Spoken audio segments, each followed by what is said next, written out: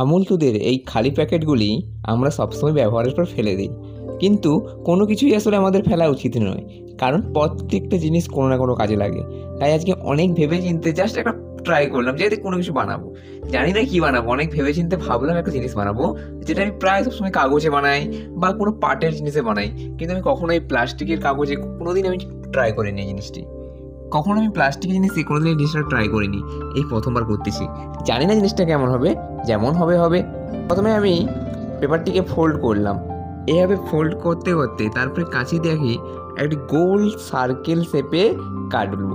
আচ্ছা, তোমরা যখন কোনো কিছু হাতের কাজ বাড়িতে বানাও, প্রথমবার যখন বানাতে যাবে দেখবে একটু যেন কেমন টেনশন টেনশন লাগে যে এটা বানাতে পারবো তো বা এটা হবে তো, কিন্তু তারপর বানাতে বানাতে দেখবে খুব সহজ মনে হয়, বা কোথা থেকে যাবে সময় চলে যেটা বুঝতেও পারবে না।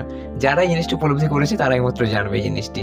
যারা হাতের কাজ বানায়, একটা ফুলের আকার একটা এসে গেল, এটি এরকম একটা নিয়ে অনেকগুলি কেটে নেব।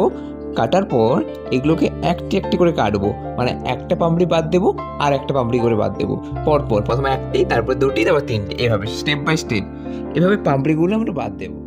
তো তারপরে এগুলো ছোটো ছোটো আমি টুকরোগুলোকে জুড়তে লাগলাম, প্রত্যেকটা পাপড়ির সঙ্গে প্রত্যেকটা পাপড়ি এভাবে জুড়তে জুড়তে যখন প্রত্যেকটা ফুল আমার জোড়া হয়ে যাবে, তারপর আমি কি করবো, প্রত্যেকটা জোড়া শুরু করবো। কিন্তু তার আগে আমাকে এগুলো জুড়ে নিতে হবে স্টেপ বাই স্টেপ। প্লাস্টিকের ক্ষেত্রে একটু সমস্যা হচ্ছিল, কারণ এটা কাগজের ক্ষেত্রে সম্ভব, প্লাস্টিকের ক্ষেত্রে একটু অসুবিধাই হয়। কিন্তু তা ক্ষেত্রেও জাস্ট চেষ্টা করলাম যে কেমন হয় জিনিসটা। জানি না ভালো হবে নাকি।